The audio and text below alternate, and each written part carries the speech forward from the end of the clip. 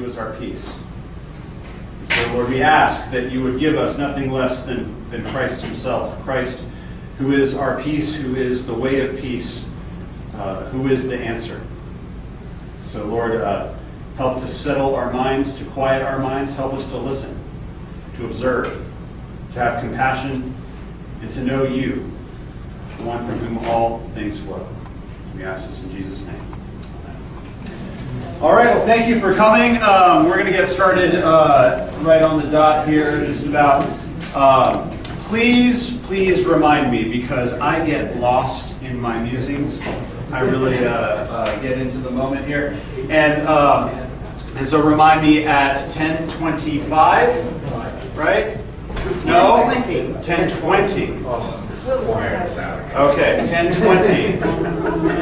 If you are watchers, clock watchers, please raise your hand and flag me so that we can get out of here and let the choir into practice. Okay. So no lingering around. If you want to talk, take conversations outside properly, if you will, and so by that we can do service to our choir.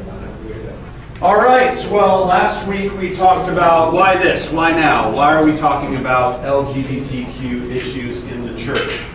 And we'll recap some of that, but this week, LGBTQ fact and fiction.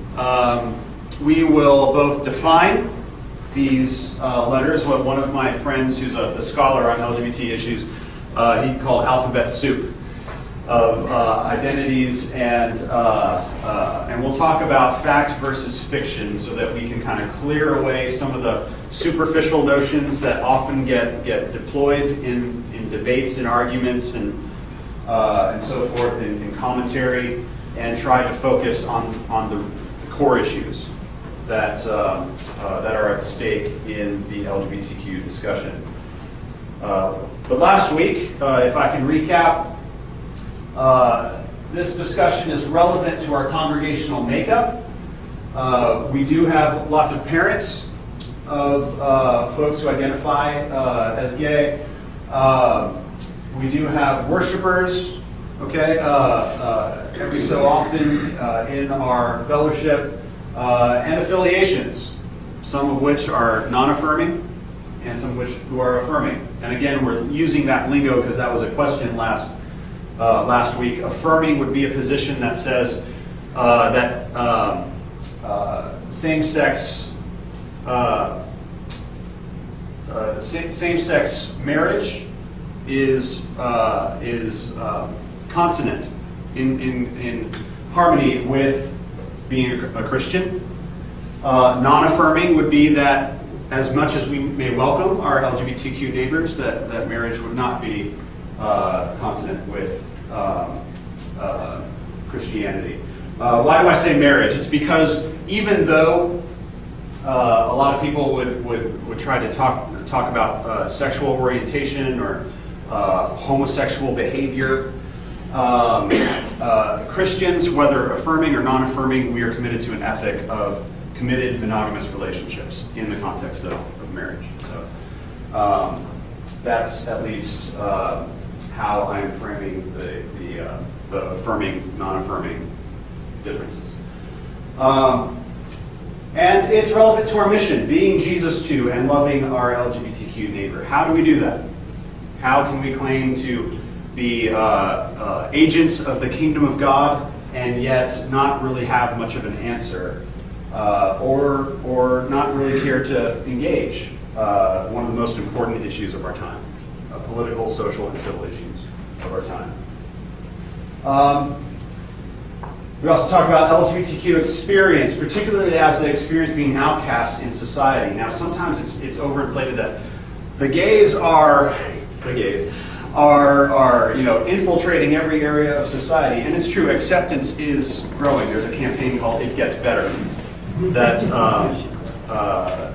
LGBTQ people they have like public service announcements. They do videos, clips, or whatever, saying, "I'm 60, I'm gay, and I'll tell you it gets better. It's bad now, but it gets better." So, but nevertheless, that is just another reason to understand that it is still hard. Suicide rates are higher for LGBT youth. We talked about transgender murders this year. And so to be an LGBTQ person is still, in a very real sense, to be in danger.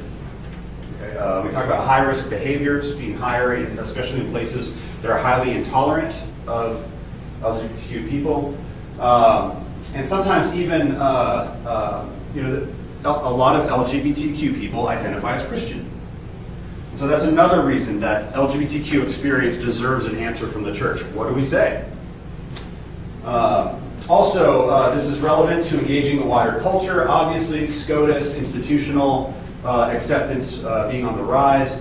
Neither, and we talked about being neither resistant to discussion nor silent. And we also affirmed that to be welcoming, whether you're affirming or not affirming, to be welcoming is not an option, right? We're all on the same page on that. So how do we be welcoming, and how do we sort through whether or not to be affirming or not affirming? We'll continue that discussion today, and really get moving on that discussion next week when we start the biblical side of things. But today we have a lot of brush to clear through, a lot of things that red herrings and so forth that we don't need to be arguing about. Just really quickly, because we do have a lot to go over, framing the discussion. We have no firm anticipated outcome as a congregation. No definites about how this discussion is going to, what results we might see from this discussion. We're just elevating our level of interaction with the issues. And if we do something at the end of this, as a congregation, make a statement as a congregation or do something like that, that's fine, but that's not a firm anticipation. It's up to us, not me or a council or whoever. We want to speak openly, honestly, and charitably, and I passed out that handout about this being dialogue and not debate. Listen openly, intentionally, and charitably, and not just speak, but listen. Be willing to have your assumptions challenged, okay? And that goes for everyone. It's okay to disagree. We might find common ground in our disagreements, and that would be certainly a step forward. Where might those places of common ground be? We talked about being welcoming, for one. I want us to be cautious about us versus them thinking and speech, because this is part of our congregational makeup. This is us, okay? And be kind. More specifically, as far as how we're going to frame the discussion, we're going to talk about sexuality in church, and that's okay. Okay, it's there's 7 billion people on Earth, and they didn't get here by their parents playing checkers. Okay, so it's okay. The church has actually suffered from not making sex and sexuality more a topic of instruction. People feel really alone when it comes to sexuality. They feel really alone. And what does it mean for whether that's a family, in a family context, or a trusted friend or mentor, to actually come alongside a person and help them navigate their questions and their feelings of isolation? In fact, it's that isolation, when left unchecked, that isolation breeds a lot of dysfunction.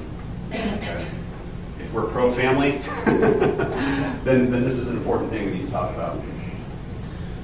Understand that simple proof texting of the Bible is insufficient. We can't just look at a verse and say, here it is, this is what the Bible teaches. We have to read the entire narrative of Scripture before we form an ethic of anything.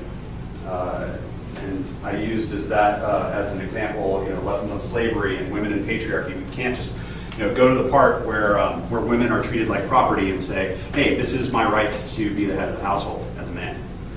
We can't look at Paul saying, slaves obey your masters, and say, this is normative for Christian thinking, because at some point, the greatest commandments, loving God and loving neighbor, we have to ask, can you own someone and love your neighbor as yourself? No. And society has had to work far too long to try to process that. Want to be careful about making this a hypothetical issue and not being about people and people's lives. We have to be careful about making our preferences for society determinative of people's whole way of living. Also, in this discussion, science or creation is going to be fundamentally important. We are going to talk about science. We'll even talk a little bit about it today. And just remember, there's always more to learn. Always more to learn. And we'll talk about that a little bit more as we have occasion today. All right, some facts and figures. Estimates of the number of LGBT people in the U.S. Usually ranges, there are different estimates as one might imagine, but usually ranges between 3 and 5% of the U.S. population. All right, this would be between 9.6 and 16 million out of approximately 319 million people in our country. U.S. numbers. No research has conclusively proven what causes homosexuality, heterosexuality, or bisexuality. That's according to a recent report. Actually, it's a 10-year-old report that was recently updated because it's one of the most read stories on the Boston Globe's website. The research is inconclusive. However, the most recent update, the 2015 update from Sweetie, is that researchers are starting to focus on the womb, what happens in the womb. Okay. We've pretty much determined that it's not directly genetic. Okay, there's been studies about identical twins who have the same genetic makeup, and they found that twins only have 20 to 50% likelihood of being gay if their sibling is gay. So there's not at least a determinative genetic factor there, but genetics does play a part. And so now they're looking at what happens in the womb as perhaps being more determinative of that. But right now it's still the nature and nurture debate, right? Not either or, of course, we've moved beyond that, but to what extent and in what under what circumstances does one play over the other? Records of same-sex relationships have been found in nearly every culture throughout history with varying degrees of acceptance. We'll talk a little bit more about that. This is not just a modern thing. Now, it may feel that way because in American society in particular, it's been censored so much and acceptance has been increasing. However, same-sex relationships have been, they're as old as we have recorded history. An estimated 700,000 people in America identify as transgender. That's about 0.03% of the population. So much rarer than the other letters in the alphabet soup, if you will. Estimated 1 million LGBT military veterans. That's according to a Williams Institute study in 2008, with over 70,000 currently serving in some capacity. Approximately 1 million children in the U.S. are being raised by same-sex couples, and that again is according to a 2008 study. So just some basic facts. It's part of our culture. It's part of our life. And if this seems like a small number, 3 to 5%, why are we laboring so much over 3 to 5% of the population? Just to remind you, the African American population is roughly 13%, which kind of seems low, right, when you think about it. But it's this many millions of people that it's significant. And again, think about your own. I think everybody knows someone who is gay, right? I think I saw pretty much every hand raised last week. There's an important distinction that we're going to have to understand as we talk about the different letters, and that is affectional or sexual orientation versus gender identity or expression. Now, I want to say affectional and sexual orientation because sometimes by saying sexual orientation, we over-sexualize. Now, we aren't going to talk about sex, but it's not just sex. It's also affectional. It's not, these are multifaceted people, just like we're multifaceted people, right? So, and notice the us, them. Okay. That happens everywhere, right? But I hope you see that that's hopefully moving, yeah. So affectional sexual orientation versus gender identity or expression. There's sexuality and gender. Okay, those are two different things, but they both have an import into how we line up LGBTQ and the other terms that we'll talk about. Okay, so homosexuality pretty much goes without saying, except few people realize it's a very modern term. There's some debate about how it originated, but some people trace it to a psychologist named Benkert, who is Hungarian, I believe, who published a pamphlet in 1869. Michel Foucault, in his History of Sexuality, traces it to another psychologist, I believe. I'm sorry, no, not a psychologist. I think this is the psychologist. This is the. He was an activist and writer. Westphal used the same term in 1870. Homosexuality or homosexual may possibly be offensive. It's softly offensive. Some people will use it to describe themselves. Others, if you read the literature, if you hang out among LGBT people, they will say, I don't like being described as a homosexual because it's just clinical. It sounds clinical, and my sexuality is only a part. It's a facet of my identity. It's not all of who I am. And so, I mean, how many of you like to identify as heterosexual all the time? So what's your name? Daniel. So what do you do? Well, I'm a heterosexual now. You know, I mean, think about it. You know, it does sound clinical. It's not a derogatory term. It's not like saying the N-word.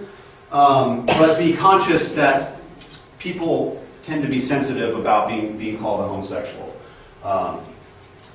The term lesbian originated by incorporating the Greek island of Lesbos, where Sappho was a poet. She would describe female beauty and her attraction to female beauty. And so I didn't get much into the story about how that story was incorporated, but at least that's where the term comes from. But that would be same, female to female attraction.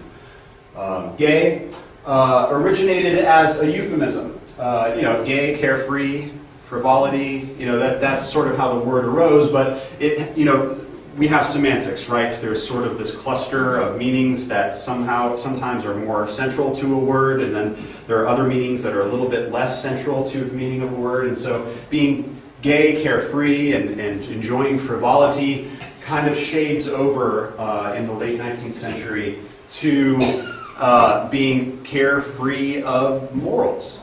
And so actually it was used often of men who would solicit prostitutes. Often, and then that eventually, as homosexuality became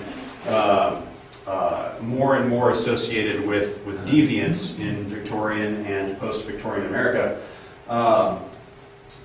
you have gay more and more becoming associated with homosexuals. So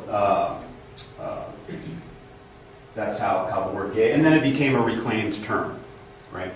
We'll talk about reclaimed terms in a minute here. Bisexual, pretty self-explanatory, those attracted to both male and female genders. Transgender, denoting or related to a person whose self-identity does not conform, sorry about the double negative, but does not conform unambiguously to conventional notions of male or female gender. Okay? Transgender would simply mean that their gender identity or expression, it's difficult for them to identify with male or female fully. Or it could mean that born as a male or female, it's difficult for them to identify with their gender according to their birth assignment, but they want to transition into another. It can mean a number of things, but the essential thing is that they were one gender, and now they're either ambiguous about that identity or they want to transition into another gender. Questioning, pretty self-explanatory. Not all people are certain about their sexuality or gender identity. Even among heterosexual people. I have a friend who was questioning himself and decided to marry straight. And there are others, Justin Lee, for example, who's the head of the Gay Christian Network, talks about his being just shocked by slowly starting to realize that he was attracted to men. You know, this was a kid who was an evangelist, who would try to preach Jesus to his schoolmates and was something of an aspiring apologist, Southern Baptist style apologist. And when he started to notice this, he thought at first, well, I'm just confused. And then over time, he talks about his journey of embracing eventually his sexual orientation. But questioning is a very real part of people's experience.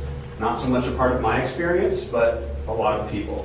The next Q, and so LGBTQ, Q can mean different things, okay? Sometimes it means questioning, sometimes it means queer. Now let's talk about that. Queer, as most people view it, is a derogatory term, okay? I remember growing up and using the phrase steers and queers, or as referring to a place like, out in the West where, that's all there are. We would play a game in football, and again, this is derogatory, so trigger warning for some of you. We would play a game called Smear the Queer, where if you had the football, you tackle whoever has the football, which is hateful language, in my opinion. Derogatory term. However, since the 90s, and that's why it's emerging as something different than a derogatory term. In the 90s, it became valorized and became now what is now, especially for younger generations who are more familiar with this philosophical and social work that's been done in the 90s, used as an umbrella term for all the LGBT, similar to the way some people use gay as an umbrella term. I've met people on campus, William and Mary, who identify as queer. Now, if you say queer with an exclamation point or refer to the queers, it's likely to be heard as a pejorative term. However, asking someone, do you identify as queer, that's probably going to be received more like the valorized term. And so, again, this is a reclaimed language. And we're not immune to that, right? We're Christians. Christians. Do you know about this? Did you know that the word Christian is a slur? I've heard preachers kind of try to turn this around and say Christian means little Christ, and we should all be little Christs. And I grew up with that, but actually, when you do the historical study on Christianos, a better translation for that, one that has the punch with which it was originally devised, Christi. So you can imagine a bunch of Roman soldiers pounding through a door and yelling, "Where are all these Christies at?" It's a slur. But somehow over time they reclaimed that term and valorized it, and now it's what we're known by. Similar thing going on with the word queer. Some people will go by the term genderqueer to try to alleviate the tension between queer and queer. Okay, genderqueer and simply means. Oh wait, I forgot to. No, I didn't. Never mind. Non-binary sexual orientation and/or gender identity or expression. What does that mean? Binaries, male, female. Okay. Queer refers to that not being a binary, one or the other, but there's actually a spectrum of gender identities and expressions that some feel like they don't have to conform to just those two, but be somewhere along the middle. That's really what genderqueer, or the queering of gender, really refers to. And this comes from, in large part, though there are others, the person who usually gets tagged with, sort of the I can't say grandmother or grandfather, but as the origins, if you will, of queer theory is Judith Butler, who still alive today. I actually have a friend who's doing a philosophy of religion degree at UC Santa Barbara and had coffee with her just a few days ago. She wrote a book called Gender Trouble, in 1990, and she speaks of the social, she took that whole idea of the social construction of reality, and I'll explain that in a minute, and applied it to gender, essentially. The social construction of reality is a theory produced by many of what's called postmodern philosophers and sociologists who say that reality is what we make it. Okay. Now, say what you will about external reality and things and materiality and so forth. However, in our interaction with everyday life, society tends to make up what we believe. Just to use one, and what Judith Butler would call it is the narrative performance of gender. We believe these stories, we inherit these identities, and these identities change over time.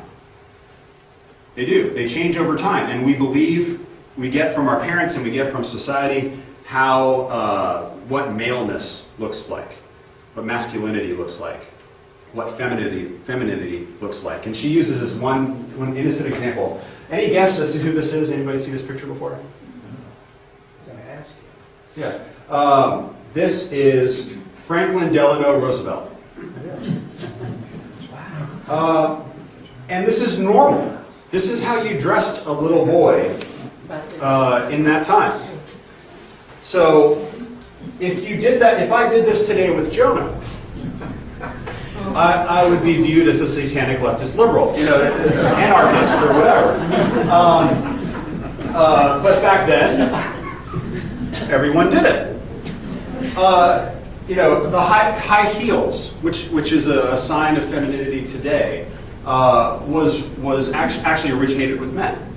There are different reasons for that, but gender expression, even gender identity changes in sometimes small respects. But because of this, we can talk about how society tends to value certain things. And yes, we are free agents within that society, but we usually accept things. It's like the water that we talked about. Remember, you who were with us in the summer, it's in the water, it's invisible, you take it for granted. Sometimes we do that with gender. Okay.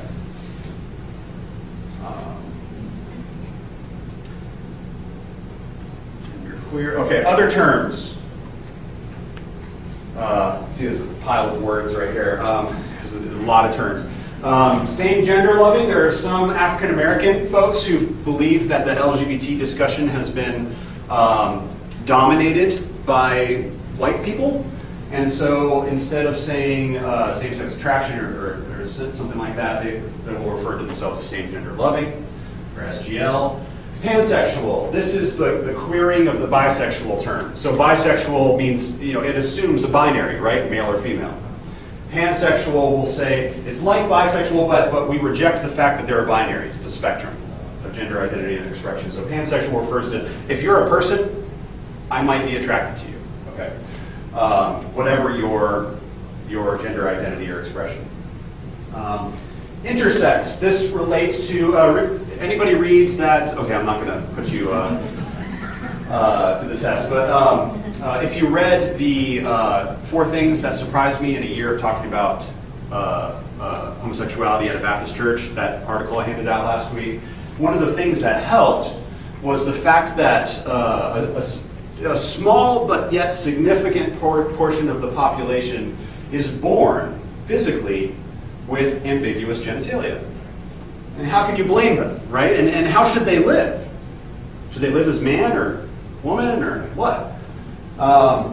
And so intersex is a term that refers to those people, those folks who have ambiguous genitalia, and so that might be a way that they identify.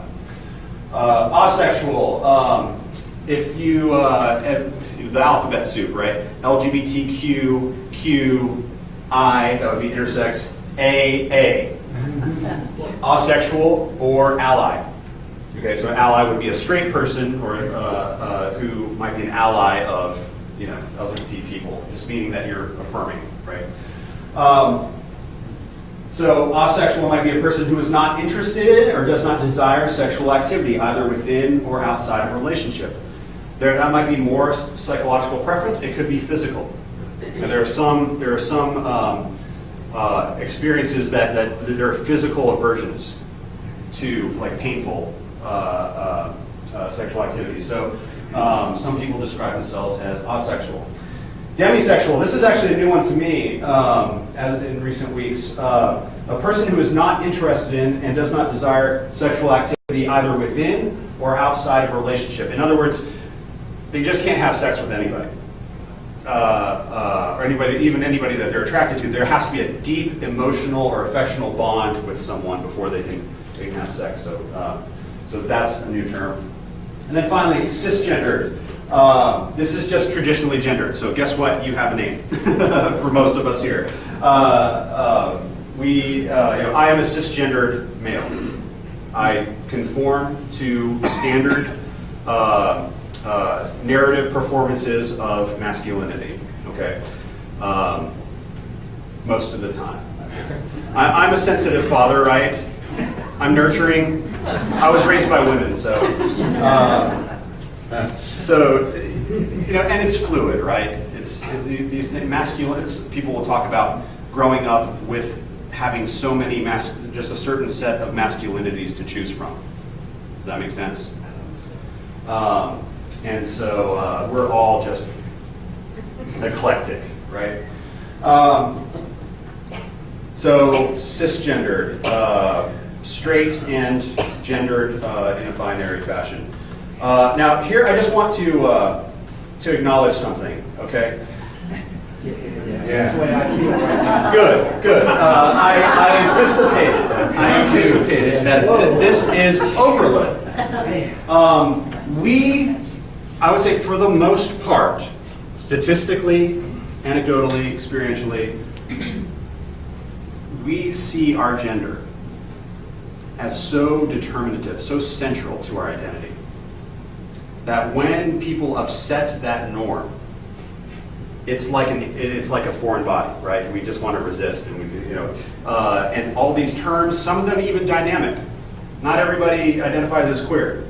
Not everybody likes the term homosexual. History might change the language.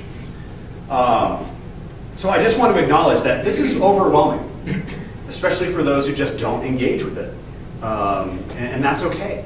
That's okay. We've got time. Not only do we have time, but we can be kind and try and not have to make excuses and pretend that we're so open-minded and we're so, we're all just learning how to be kind to our neighbors, okay? And that's okay. It's okay if you don't have it all together. I think if we acknowledge that more, this would be an easier discussion to have. So some takeaways from this fact, or from these observations. These identities are found on the spectrums of gender and sexual attraction, right? We talked about the difference between gender and sexual attraction. Oftentimes related. A queer individual is very likely to be a homosexual, right? That is often the case, though I have heard of straight men who are not, who identify as queer because they reject the binary, but they actually are attracted to women. So you see that there's a lot of complexity here. These terms are dynamic, in flux, and are not always received the same way in different contexts. Mentioned that. And when in doubt, ask yourself, do I really need to know in order to treat them kindly? We're used to making judgments about people, not harsh judgments, just we like to have people figured out in the way that we usually do, right? But this might be one way where we'll have to retreat from the identity, the gender identity or the sexuality, and just not know and be okay with that. Not have that part of them figured out. Us them. I want to flag it, not because it's bad, but because we need to be aware of it. Okay. When in doubt, ask yourself, do I really need to know? If you must know, if you must,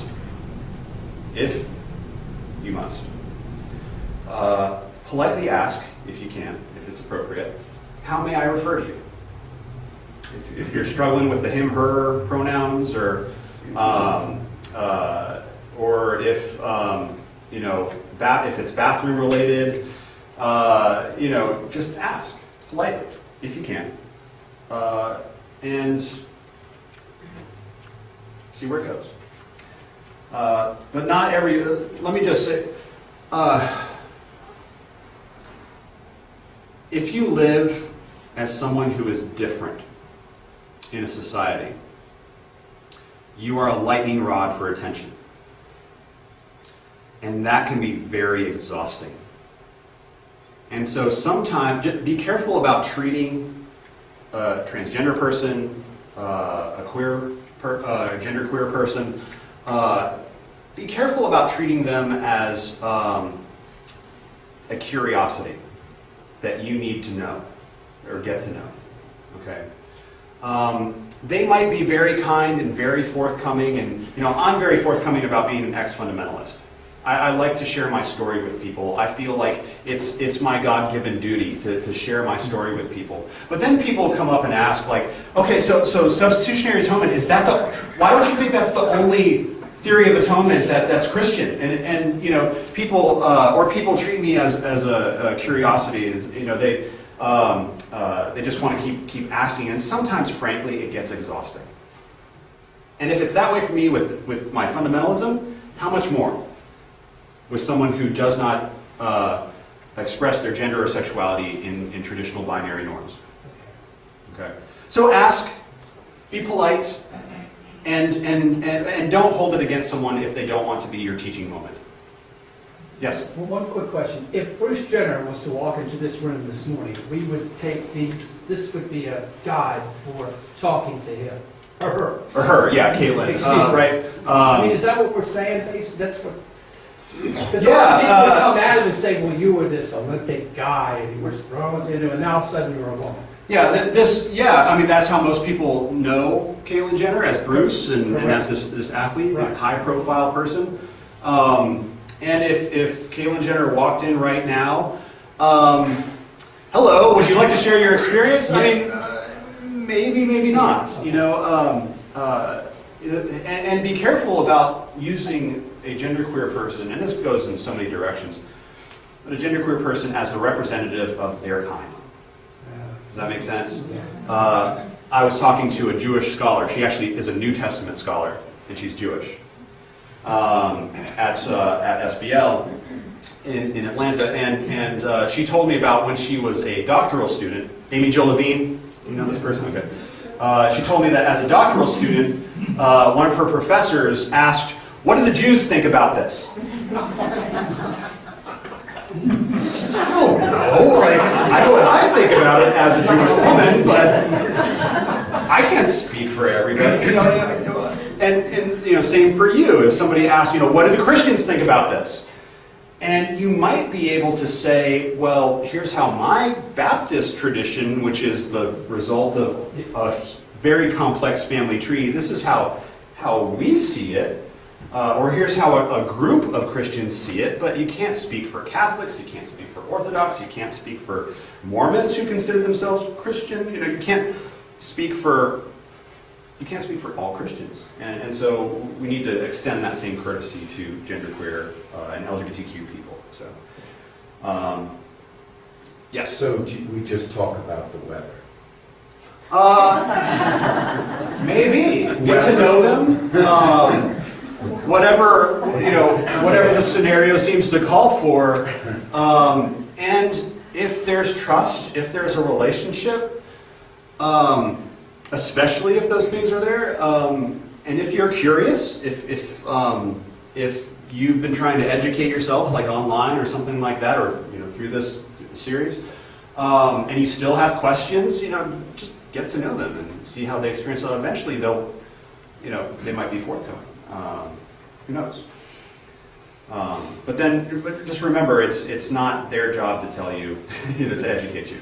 Yes? Well, it's sort of the same as you don't walk up to a new person you're just meeting and begin to talk about their heterosexuality. Right. Yeah. And or their masculinity, like, why are you wearing a pink shirt? Or you may do that, and it just exposes what you think masculinity is. So do it at your own risk. We're actually going to come up on some discussion time here. Just one more thing. Okay, maybe a short discussion time. People don't fear change; they fear loss. This I got from a professor of mine. And sometimes, why do I say that? Because sometimes, when we see people who are different from us, it makes us feel like we're less us. Let that sit for a minute, and maybe you'll see how that tends to be so, whether it's in the media or driving down the car one day. But sometimes, just because someone is different than you doesn't make you any less you. And that can go for religion, different religions, and so forth. And I want to ask, might these lives too, and I know this is part of, this sort of begs the question, but might these lives too join with all nature, as the hymn says, join with all nature in manifold witness to God's great faithfulness, mercy, and love? Why do I ask that? Because we do know that gender is a social construct. That's not really up for debate. Society tends to impart to us these narratives of what our gender is. And if someone wants to question that and stretch that out, who are we to obstruct that? Might it actually teach us something about God's creation? That manifold witness, that diverse witness. Might it teach us something? And when it all gets too overwhelming, the categories are confusing and too much to keep up with, I love bringing out this Mark Twain quote. You might remember it from the summer. Travel is fatal to prejudice, bigotry, and narrow-mindedness, and many of our people need it sorely on these accounts. Broad, wholesome, charitable views of men and things cannot be acquired by vegetating in one little corner of the earth all one's lifetime. I love that quote because whenever I get overwhelmed, I just remind myself, I'm just traveling. I'm just trying to remove myself from my one little corner of the earth and see the diversity of God's creation. Now, we may not all be on the same page about whether this is a good thing, especially when it comes to sexuality. But at least we're getting to know people, right? Accommodating someone's identity is kind of important. It's key to building a relationship. And so if we are to love our neighbors, whether or not you're affirming or non-affirming, can we at least accept as a basic feature of building a relationship that we don't have to question people's identities off the bat? All right, break up into groups. We only have about 5 minutes before. Oh, gee. Well, we had questions. Can I go on? Okay.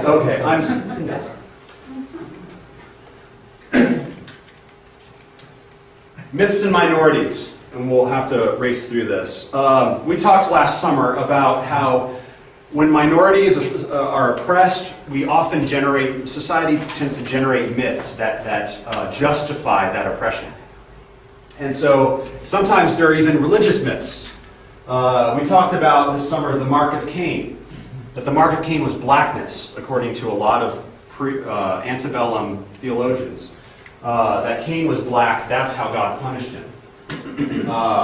The curse of Ham, how Noah cursed Canaan, and that curse was essentially, to serve your brothers. So that was seen as a biblical justification for slavery. The curse of Ham was slavery. Inferiority myths about the Negro, like you see here. Now, I don't know how you get this cranium from this bus, but this was considered cutting-edge science, around the turn of the 20th century.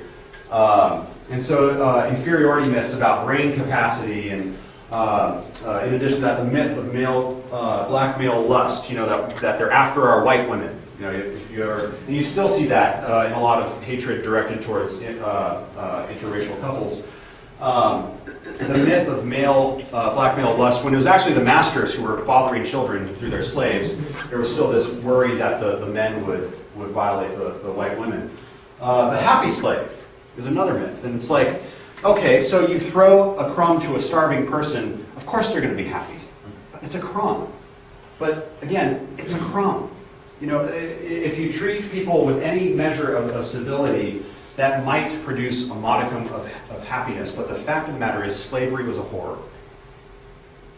And they weren't happy. Not in the sense that you would expect happiness for your neighbor or yourself. And so that was another myth that was generated. And the myth of physiological advantage. Have you ever heard that black people have an extra muscle or extra lung capacity? I grew up with that. Quick twitch muscles. Huh? Quick twitch muscles. Some Yeah, people say yeah. that. Everybody has For quick twitch swimming, muscles, I remember the question of floating and ability to float was Yeah. a factor. It actually, it's a product of this. That they're inferior in mind, but because of evolution, they're less evolved. They're more capable in body, and that's why they're good at athletics.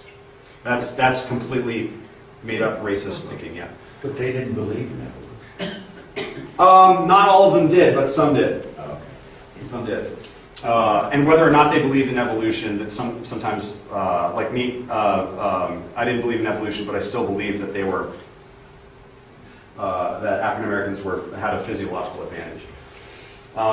White men can't jump, right? Women, the myth of primogeniture, that is, man was made first and is therefore superior. The myth of inferiority, that women are inferior because Eve fell for it in the garden. Women are gullible. That's the myth of gullibility. Even women buy into this. Here's a book by Julia Bush about women who were against the vote. And how the comics, the anti-suffragette comics, everybody works but mother. She's a suffragette. Imagine, if women get the vote, men will do housework. I want to vote, but my wife won't let me. Or this one where weddings while you wait. If suffragettes, if women get the vote, then men won't have a choice who they marry. Does that make sense? If we give them a little bit, they're going to dominate, right? It's sort of this alarmist hyperbole, right? I love this one. Smoking, drinking, gambling, neglecting their children. You see the scowl at the children. Talking, investments. At some point, men's greatest fear is that women will turn out just like them. And so apply this to other issues, whether it's to civil rights, African Americans being able to vote, or to women, or to the LGBTQ issue.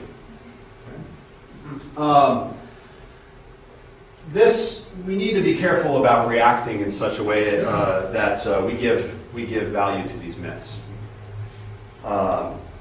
Sometimes we respond to the humanizing of different people by fearing that they're being raised to a saintly status.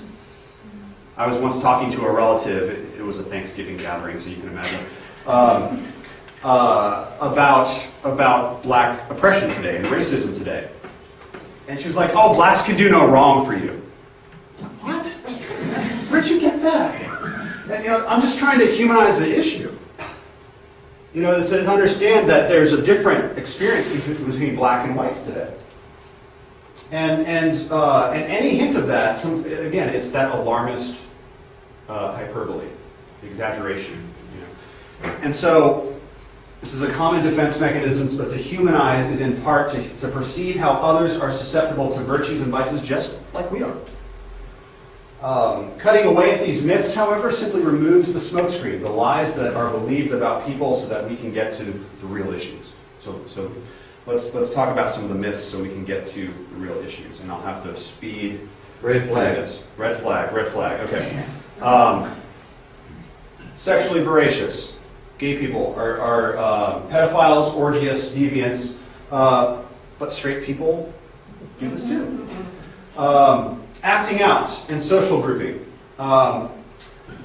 hypersexualized behaviors are among predictable, wait, that's a typo, sorry.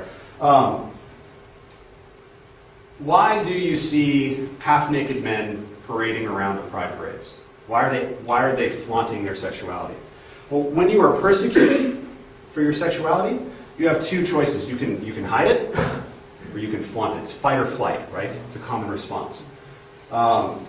Sometimes people respond to this in unhealthy ways. They take their rejection and they throw it to the wind, and not only that, they throw out the baby with the bathwater. All sexual mores go. Because they don't trust the people or the society that they're receiving it from. And so sometimes you do see acting out. You do see hypersexualized behavior, sometimes. Because they live in a society where their sexuality has been recognized as deviant, and sometimes, unfortunately, the unhealthy response is, okay, I'll be the deviant you want me to be. So sometimes, and then this is only one possible outcome. Not all LGBTQ people feel represented by hypersexualized individuals. Yes? I'm standing up for the choir. Okay. Okay. Thank you. All right. We will go. I'll just finish this thought. The pursuit of marriage equality is a counter-narrative to that. Gay people want to get married. That should say something about the sanctity of marriage for them. Celibates and gays, married straight. There are gays who are people with different same-sex orientations who decided to stay celibate. They are non-affirming and gay. Okay, that should say something about this narrative. And sometimes gays marry straight. There's a story I read about a Mormon who said, "I'm gay, but I want to be in accordance with my religion, so I married a woman and we had kids." So that this is a much more complicated narrative than that just deviance. Okay, and we'll talk more about that later. I brought a book selection, and I will read that next week. We'll have to finish this next week. Okay. All right, thank you. Thank you. Please, again, take your discussions outside. The choir can come in.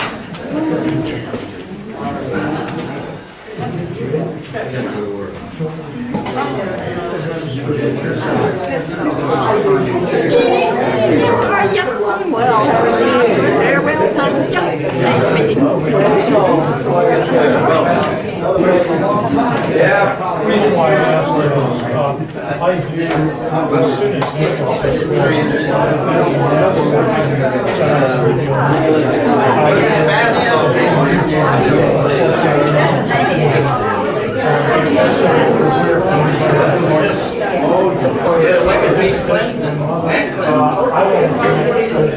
We'll meet you up in the study.